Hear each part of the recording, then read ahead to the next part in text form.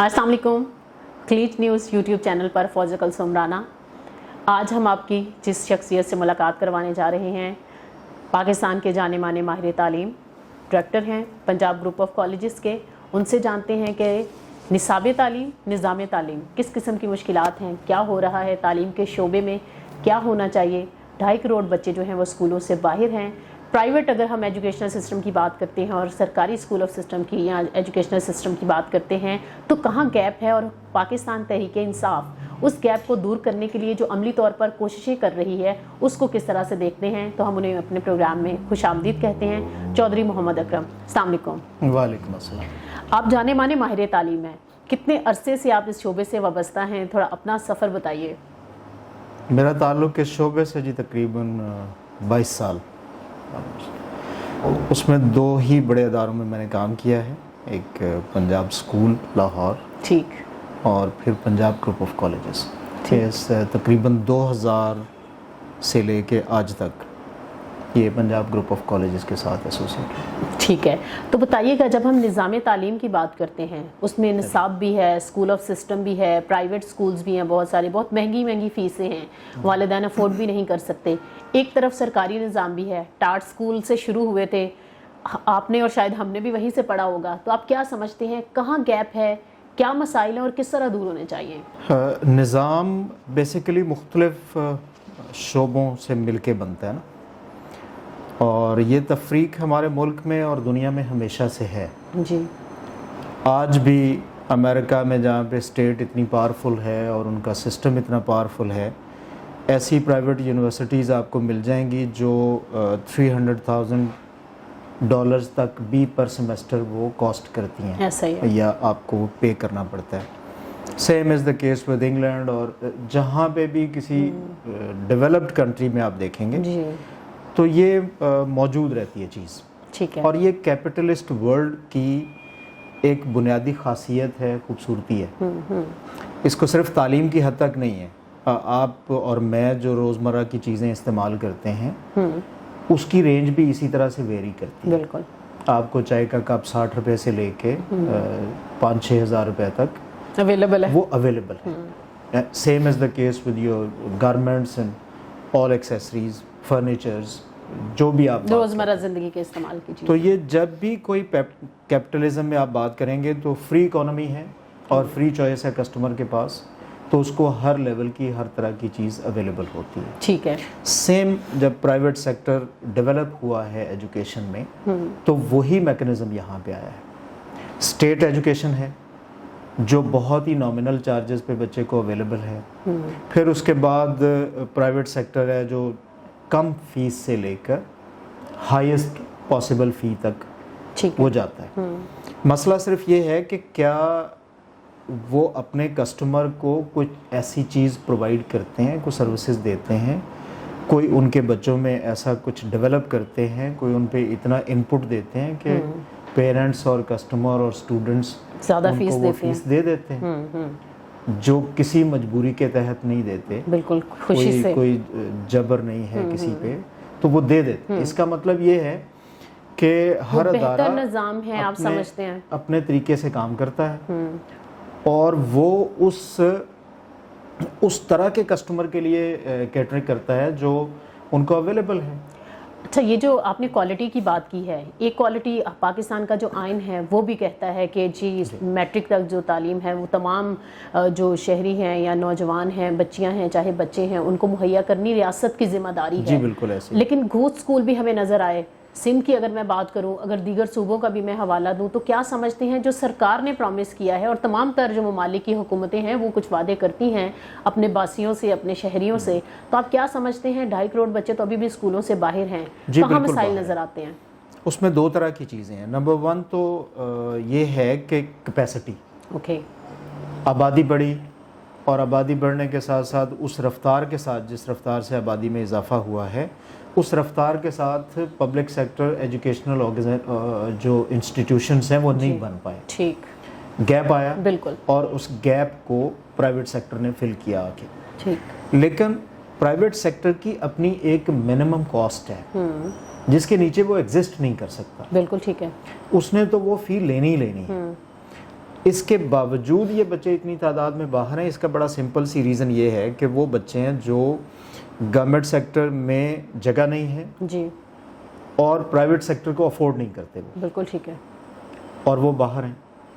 اور کہیں ultimately awareness- private sector اس حوالے سے اپنی جو ذمہ داری ان کی ہے, میرا نہیں خیال کہ کوئی ایسا ادارہ ہے جو کسی جگہ پہ انسینٹیوز نہیں دے رہا یا بچوں کو اسکالرشپس نہیں دے رہا یا فی کنسیشنز نہیں دے رہا, بٹ اگین ان کی ایک لمٹ ہے. لمٹ وہ اس لمٹ سے نیچے نہیں جائیں گے جہاں پہ ان کو اپنی ایگزسٹنس جو ہے وہ خطرے میں پڑتی نظر آ جائے.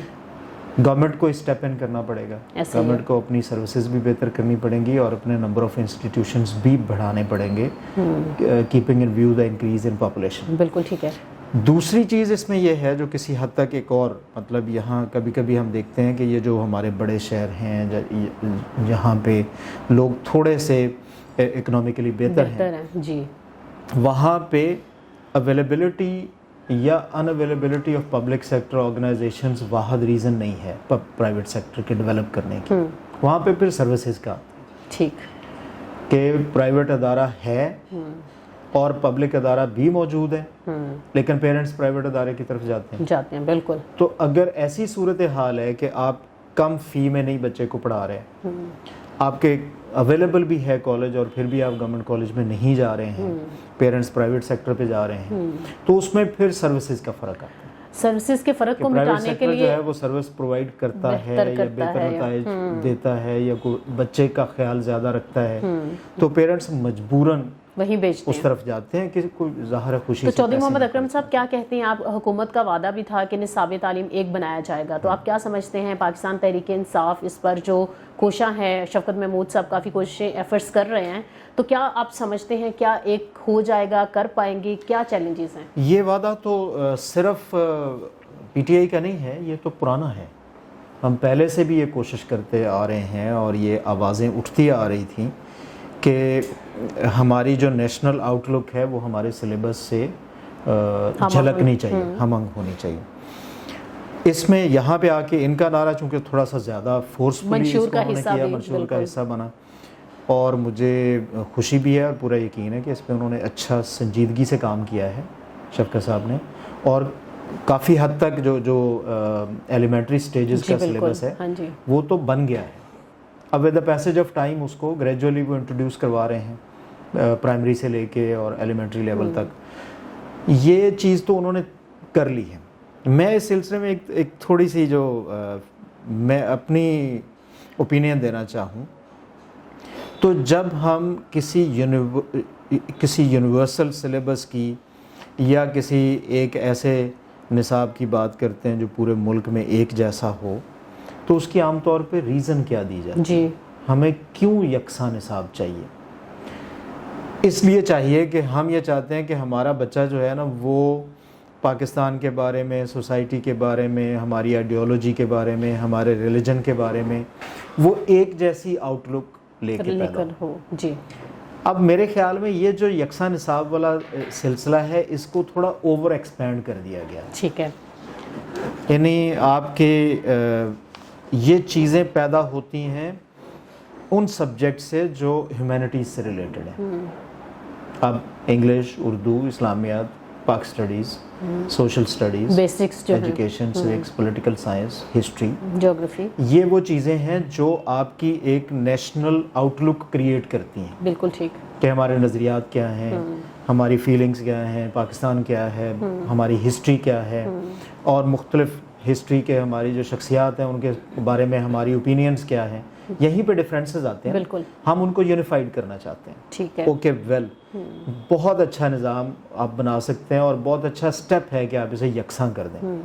بٹ میتھس میں, کیمسٹری میں, فزکس میں, بایولوجی میں, فزکس میں اگر آپ ان کو بھی کسی یکساں نصاب کا حصہ بنانا چاہتے ہیں اور ہماری پرفارمنس اور ہماری کیپیسٹی کو سامنے رکھتے ہوئے, خدا نہ خواستہ ایسا ہو کہ ہم اب جو تمام بچوں کے پاس ایک اویلیبلٹی ہے, اسکولز کے پاس اویلیبلٹی ہے, وہ پوری مارکیٹ کو کھنگالتے ہیں اور دنیا کی لیٹسٹ کتابیں اٹھاتے ہیں جو دنیا کے ماہرین مرتب کرتے ہیں ان سبجیکٹس پہ, اور لا کے وہ اپنے بچوں کو پڑھا دیتے ہیں. بالکل ایسے ہی ہے.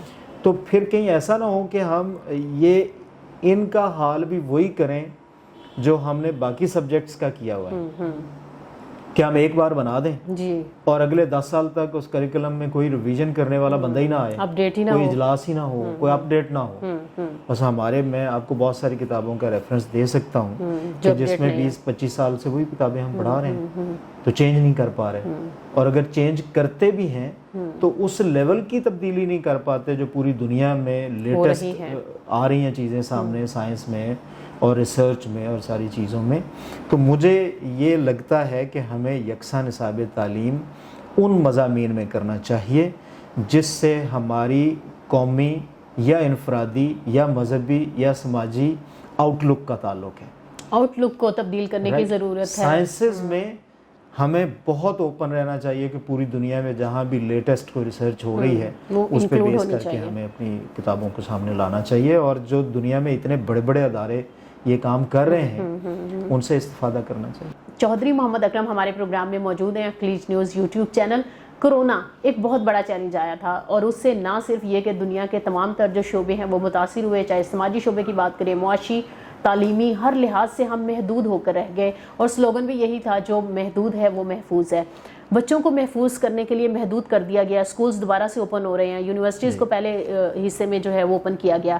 آپ کیا سمجھتے ہیں, آپ کے کالجز جو ہیں جو بین الاقوامی ادارہ برائے صحت WHO نے پروٹوکالز دیے تھے کہ 6 فٹ کا فاصلہ ہونا چاہیے, گلوز پہنیں, سینیٹائز کریں, یہ تمام تر پروٹوکالز فالو ہو رہے ہیں, اور اس میں والدین کا کیا کردار ہے, اساتذہ اور پھر اداروں کی اگر ہم بات کریں؟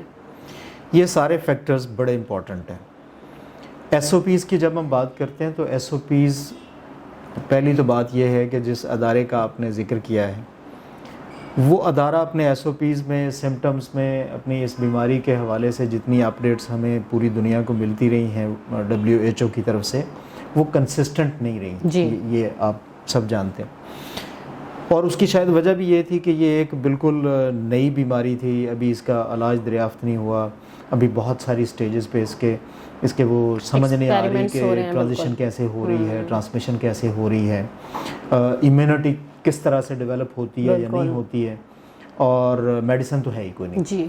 تو وہ پھر آپ نے دیکھا ہوگا کہ with the passage of time بہت ساری چیزیں اس میں نئی بھی آئیں, اور بہت ساری چیزیں جو پہلے انہوں نے بڑی فورسفلی دنیا کو بتایا کہ آپ ایسا کریں, تو وہ پھر آہستہ آہستہ اس پر سے فوکس ہٹتا بھی چلا گیا.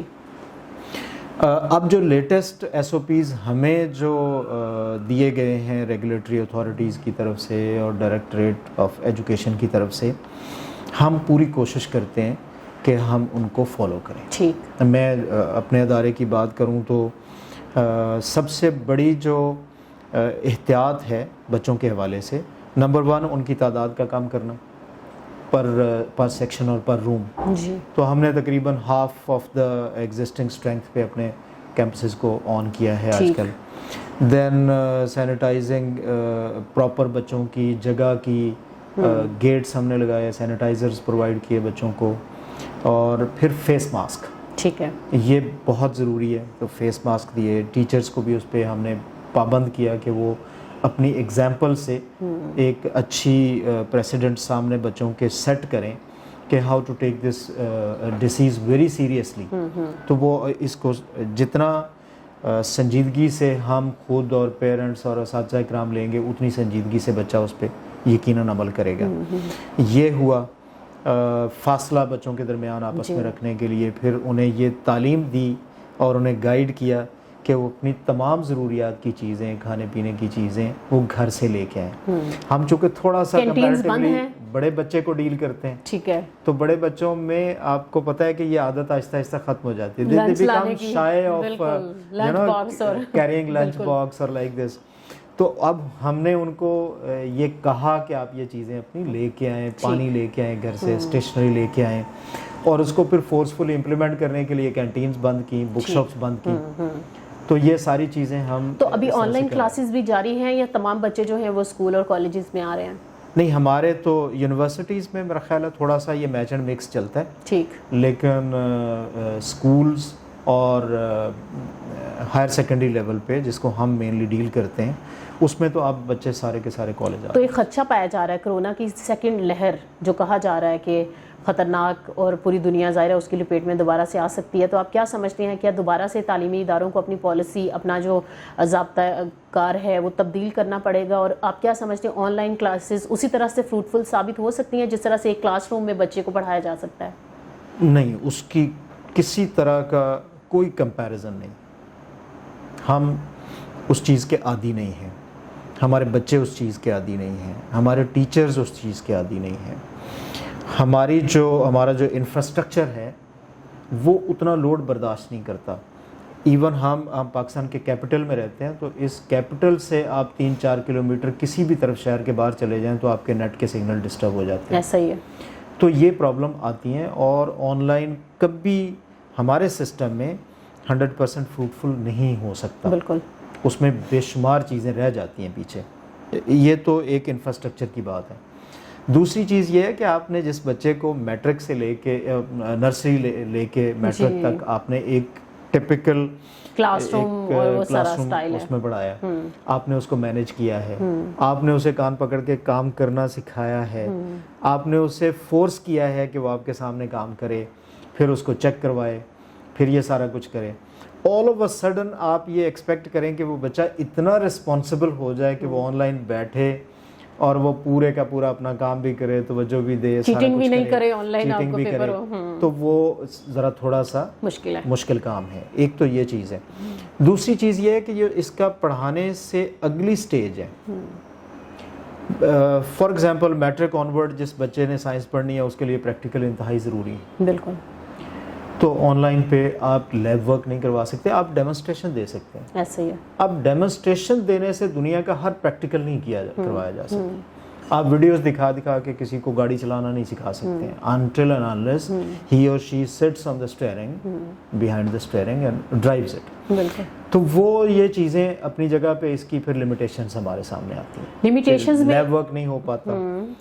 ایک اور بڑی پرابلم جو اس میں آتی ہے وہ اسیسمنٹ کی ہے کہ ہمارا بچہ جو ہے روٹین میں آپ دیکھیں جو اچھے پڑھنے والے بچے ہیں ہمارے، وہ جب پیپر کرتے ہیں اور ٹرم ایگزامز دیتے ہیں اپنے، تو وہ مین شیٹ کے ساتھ 20 شیٹیں ایڈیشنل لگاتے ہیں.